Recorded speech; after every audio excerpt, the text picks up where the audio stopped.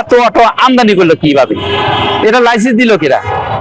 বাংলাদেশে বিদ্যুতের ঘাটতি, এই অটো কি কম বিদ্যুৎ টানে মনে করেন? লক্ষ লক্ষ অটো সারা বাংলাদেশে আছে, প্রায় কোটি কোটির উপরে। এই সব অটো যদি বন্ধ করতে হয়, সহজে বন্ধ করা যাবে।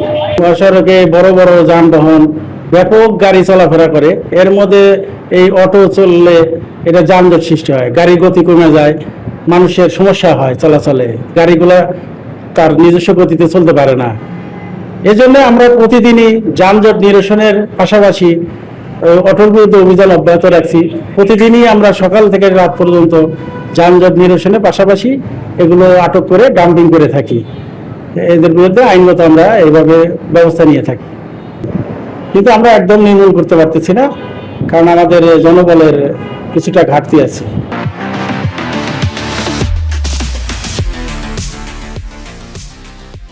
ব্যাংকের ছাতার মতো অটো রিক্সা কারখানা গড়ে উঠছে।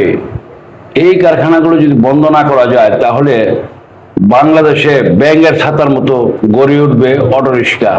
এই অটো রিক্সার দরুন দুর্ঘটনা ঘটে যাচ্ছে প্রায়।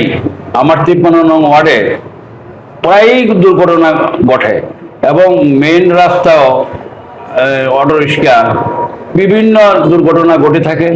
এবং এই রিক্সাগুলো যদি দ্রুত সরকার পদক্ষেপ না নেয়, তাহলে জনগণের দুর্ভোগ পোহাবে না।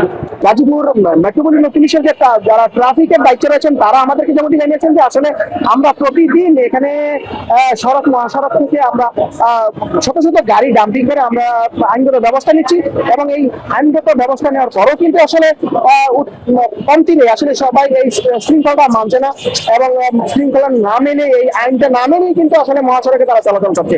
তো আমাদের পুলিশের পক্ষ থেকে কিন্তু তাদের অভিযান অব্যাহত রয়েছে, এবং তারা প্রতিনিয়ত কিন্তু এই ডাম্পিং এর কাজ চালিয়ে যাচ্ছেন, এবং সড়ক মহাসড়ক উঠলেই কিন্তু তাদের আটক করে ডাম্পিং হয়ে যেত।